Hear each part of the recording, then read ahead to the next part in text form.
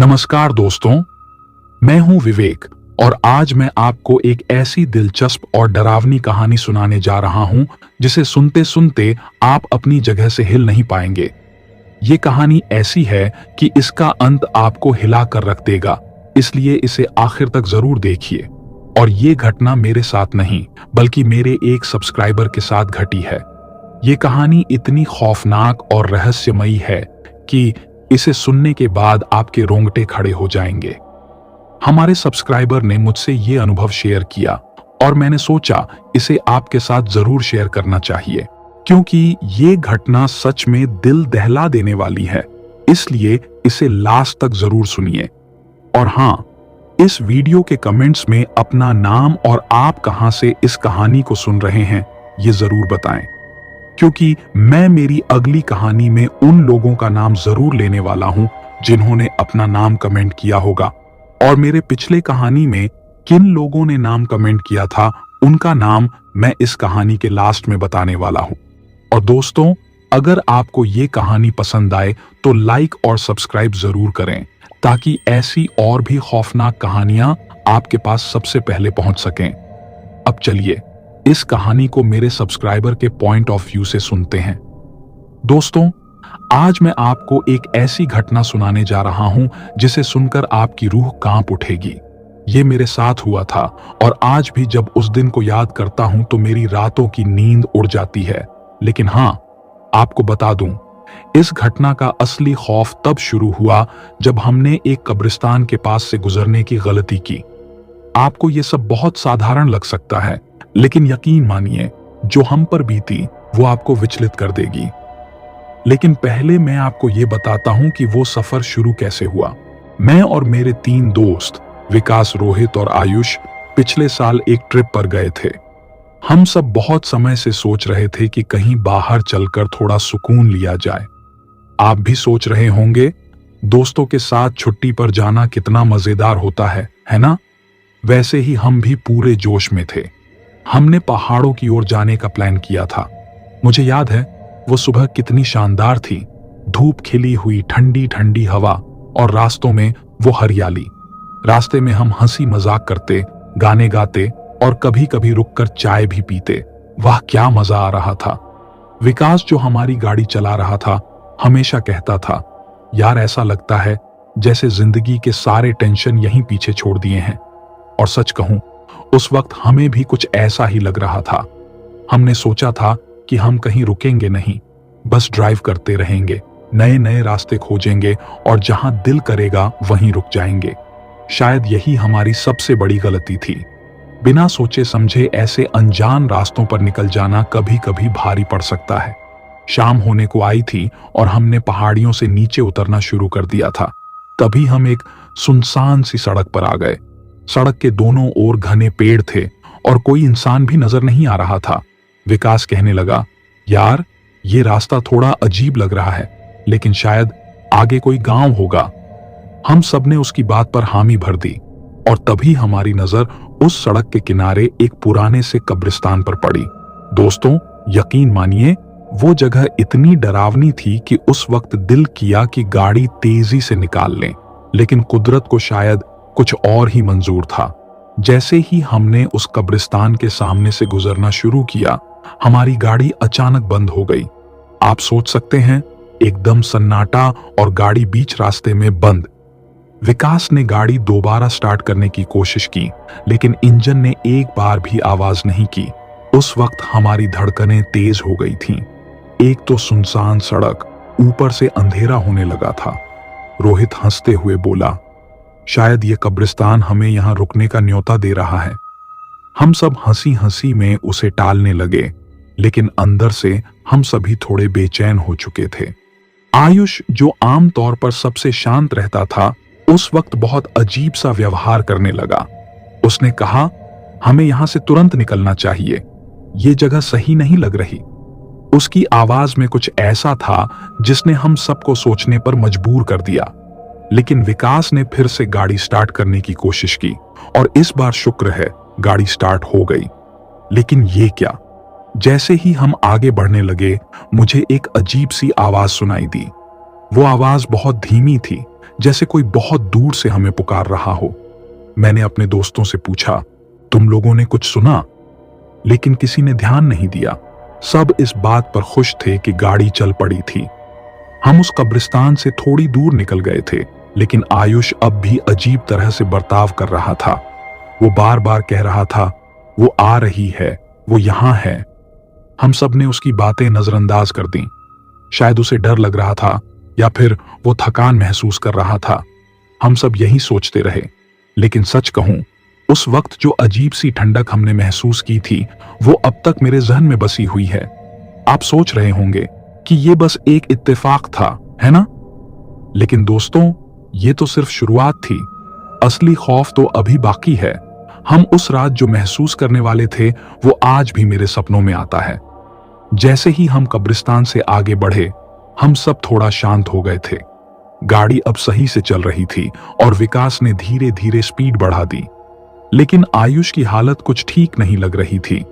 उसने गाड़ी की पिछली सीट पर सिर टिका लिया था और उसकी आंखें बार बार बंद हो रही थीं। उसे देखकर अजीब सा लग रहा था, जैसे कुछ उसे परेशान कर रहा हो। मैंने रोहित की तरफ देखा और हम दोनों ने सिर हिलाकर इशारा किया कि शायद थकान की वजह से आयुष ऐसा महसूस कर रहा है। रात धीरे धीरे और गहरी होती जा रही थी। हम जिस रास्ते से गुजर रहे थे, वहां कोई रोशनी नहीं थी, सिर्फ गाड़ी की हेडलाइट्स का उजाला और चारों तरफ अंधकार। एक तरह की बेचैनी सी छाई हुई थी और मुझे महसूस हो रहा था कि कुछ गड़बड़ जरूर है। लेकिन उस वक्त इसे नजरअंदाज कर देना सबसे आसान था। रोहित हमेशा की तरह अपने फोन पर वीडियो देख रहा था और विकास गाड़ी चलाने में व्यस्त था। मैंने खुद को समझाया कि शायद ये सब सिर्फ मेरा वहम है। तभी अचानक से आयुष ने कुछ अजीब करना शुरू कर दिया। वो बिना किसी कारण के बुदबुदाने लगा। उसकी आवाज धीमी थी, लेकिन उसके शब्द साफ साफ समझ में नहीं आ रहे थे। विकास ने रियरव्यू मिरर में देखा और कहा, आयुष, सब ठीक है ना? लेकिन उसने कोई जवाब नहीं दिया, बस बुदबुदाना जारी रखा। क्या कह रहा है ये? मैंने पीछे मुड़कर देखा। आयुष की आंखें अजीब तरीके से खुली हुई थीं, जैसे वो कुछ देख रहा हो जिसे हम नहीं देख पा रहे थे। उसने धीमी आवाज में कहा, वो आ रही है। उसने मुझे देखा है, वो आ रही है। हम सब चौंक गए। रोहित ने उसे झकझोरा, अरे क्या बोल रहा है तू? कौन आ रहा है? आयुष ने उसे घूर कर देखा। उसकी आंखों में एक अजीब सी चमक थी। उसने फिर वही बात दोहराई, वो आ रही है। उसने मुझे देख लिया है। अब हमें सचमुच डर लगने लगा था। आयुष पहले कभी इस तरह का व्यवहार नहीं करता था। वो हमेशा शांत और गंभीर रहने वाला इंसान था, लेकिन इस वक्त वो जैसे किसी और ही दुनिया में था। हमने उसे समझाने की कोशिश की, लेकिन उसकी बातें और बुदबुदाहटें लगातार बढ़ती जा रही थीं। अचानक उसने अपना सिर पीछे की ओर झटका और चीख पड़ा, वो यहां है। गाड़ी में सन्नाटा पसर गया। विकास ने डर के मारे गाड़ी रोक दी। हम सबकी धड़कनें तेज हो गई थीं। रात का अंधेरा और गहरा हो चुका था और अब आयुष की ये चीखें हमारी रूह तक हिला रही थीं। हमने सोचा कि शायद उसे बुखार हो गया है या फिर वो किसी मानसिक तनाव से गुजर रहा है। हमने उसे पानी देने की कोशिश की, लेकिन उसने पानी का गिलास दूर फेंक दिया।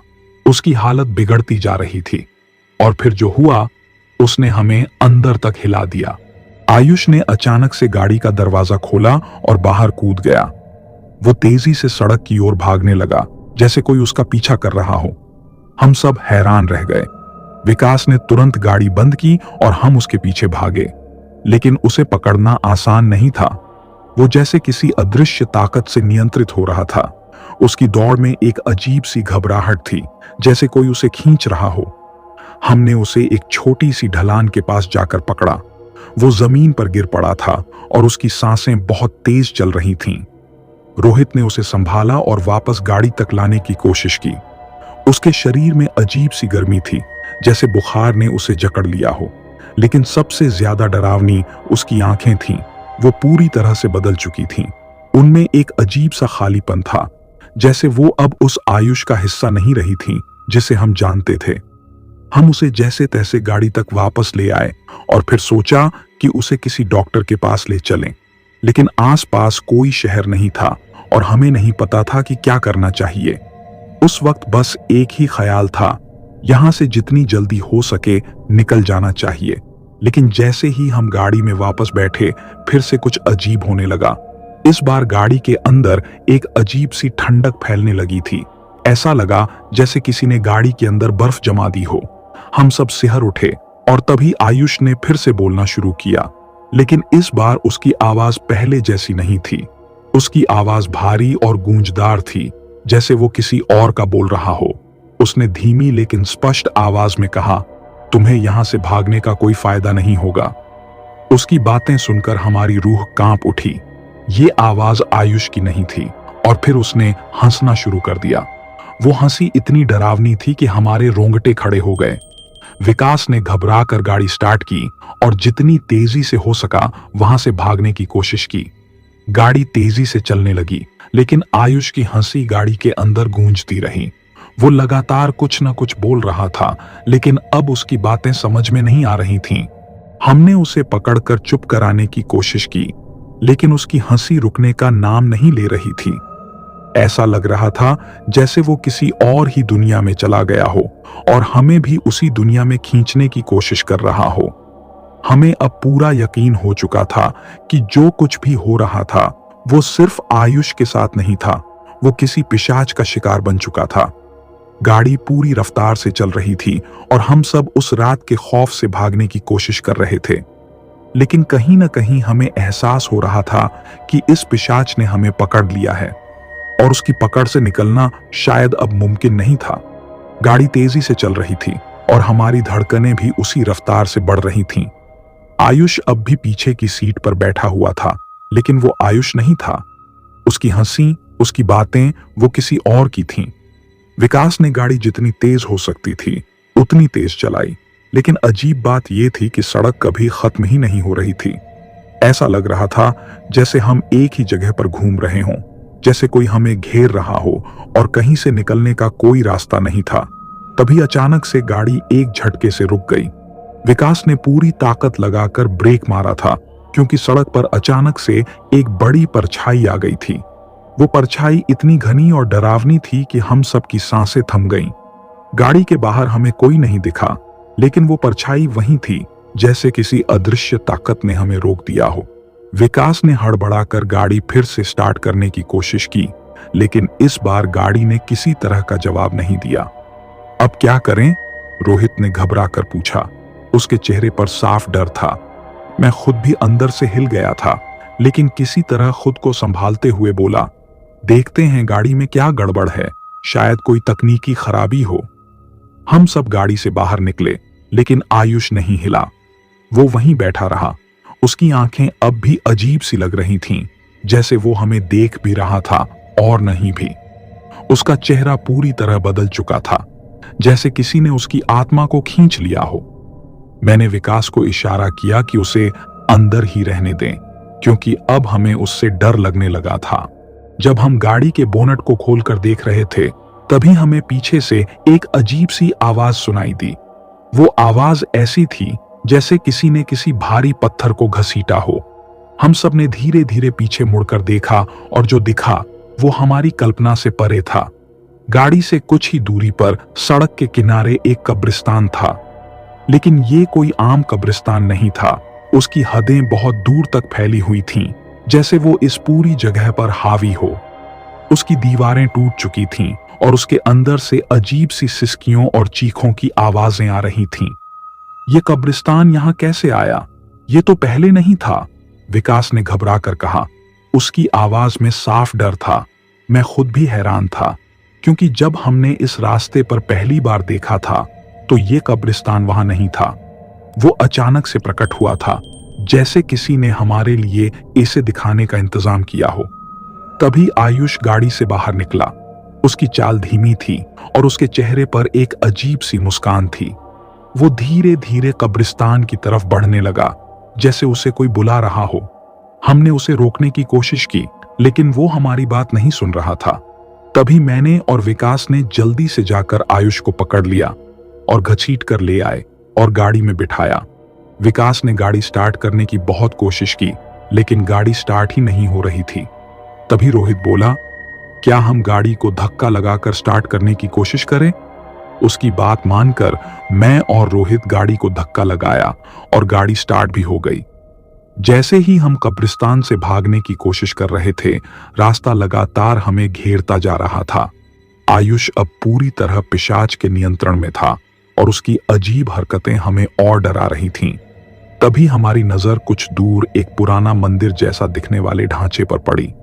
वो जगह अजीब तरह से शांति से भरी हुई लग रही थी, जैसे वहां किसी बुरी ताकत का प्रभाव न हो।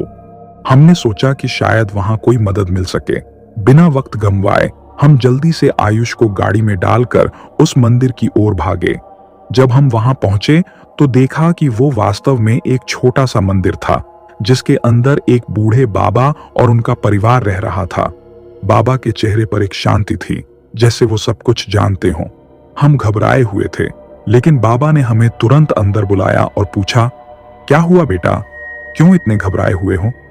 हमने बाबा को सारी बातें बताईं, कैसे हमने कब्रिस्तान देखा, आयुष की अजीब हरकतें और वो भयानक परछाइयां। बाबा ने हमारी बात ध्यान से सुनी और फिर धीरे से बोले, तुम लोग जिस जगह से आए हो वो जगह बहुत ही खतरनाक है। वहां एक पिशाच की आत्मा रहती है और वो आत्मा अब तुम्हारे दोस्त आयुष के शरीर पर कब्जा कर चुकी है। लेकिन चिंता मत करो, मैं उसे बचा सकता हूं। बाबा ने अपने बेटे से कहा कि वो जल्दी से उनके कुछ पुराने ताबीज और मंत्र लाए। हमें यकीन नहीं था कि ये सब सच में काम करेगा या नहीं, लेकिन उस वक्त हमें कुछ भी करने को तैयार थे। बाबा ने आयुष के पास जाकर उसके माथे पर कुछ राख लगाई और कुछ मंत्र पढ़ने लगे। आयुष अचानक से झटके खाने लगा, उसकी आंखें और डरावनी हो गईं और वो जोर जोर से चीखने लगा। उसकी आवाज अब पूरी तरह से उस पिशाच की हो चुकी थी। बाबा ने अपनी आंखें बंद करके मंत्रों को और जोर से पढ़ना शुरू किया और हम सब ने देखा कि आयुष की हालत धीरे धीरे सुधरने लगी। वो पिशाच अब कमजोर पड़ रहा था, उसकी चीखें धीमी हो गईं और आखिरकार एक जोरदार झटके के साथ आयुष बेहोश हो गया। बाबा ने हमें कहा, अब ये आत्मा चली गई है, लेकिन ध्यान रखना इस रास्ते से फिर कभी मत गुजरना। वो आत्मा अभी पूरी तरह खत्म नहीं हुई है और अगर तुम लोग वापस गए तो वो फिर से तुम्हें पकड़ सकती है। हम बाबा का धन्यवाद करते हुए वहां से निकलने की तैयारी करने लगे। बाबा ने हमें एक एक ताबीज दिया और कहा, यह तुम्हारी हिफाजत करेगा, इसे हमेशा अपने पास रखना। हमने बाबा का आशीर्वाद लिया और तुरंत गाड़ी में बैठकर गांव की ओर रवाना हो गए। आयुष अब ठीक था, लेकिन उसके चेहरे पर अब भी उस भयानक रात की छाया थी। रास्ते भर हम चुप रहे, किसी के पास कहने के लिए कुछ नहीं था। हम सब जानते थे कि जो हुआ वो हकीकत था और हम अब किसी भी हाल में उस रास्ते पर कभी नहीं लौटना चाहेंगे। दोस्तों, हमने उस रात किसी तरह खुद को और आयुष को बचा लिया। बाबा की मदद से हम वापस अपने गांव आ गए, लेकिन उस रात की यादें अब भी हमारे साथ हैं। मैंने जो देखा और महसूस किया वो मेरे जीवन का सबसे डरावना अनुभव था। कभी भी किसी सुनसान रास्ते या कब्रिस्तान के पास गाड़ी बंद हो जाए तो वहां ज्यादा देर मत रुकना। हो सकता है कि वहां कोई ताकत आपका इंतजार कर रही हो। और हां, बाबा का दिया ताबीज अब भी मेरे पास है, क्योंकि मैं जानता हूं उस पिशाच की आत्मा अब भी कहीं न कहीं मौजूद है। तो दोस्तों, ये थी आज की खौफनाक कहानी। अब मैं मेरे पिछले कहानी में जिन लोगों ने नाम कमेंट किया था उनका नाम लेता हूं। मेरे पिछले कहानी में सिर्फ एक ही लड़की ने नाम कमेंट किया था, उनका नाम है रूपा राजपूत। थैंक यू रूपा जी नाम कमेंट करने के लिए। दोस्तों, आपको भी लगता है कि आपका भी नाम मेरी अगली कहानी में हो, तो अभी कमेंट में अपना नाम और आप कहां से ये कहानी सुन रहे हैं वो जरूर लिखें। अगली कहानी में मैं उन लोगों के नाम जरूर लूंगा जिन्होंने इस वीडियो के कमेंट्स में अपना नाम लिखा होगा। तो जल्दी से कमेंट कीजिए और अगली कहानी में आपके नाम का इंतजार रहेगा। और अगर आपको ये कहानी पसंद आई हो तो वीडियो को लाइक और चैनल को सब्सक्राइब करना मत भूलिए। तो मिलते हैं अगली कहानी में, तब तक के लिए धन्यवाद और जल्दी मिलते हैं एक और खौफनाक कहानी के साथ।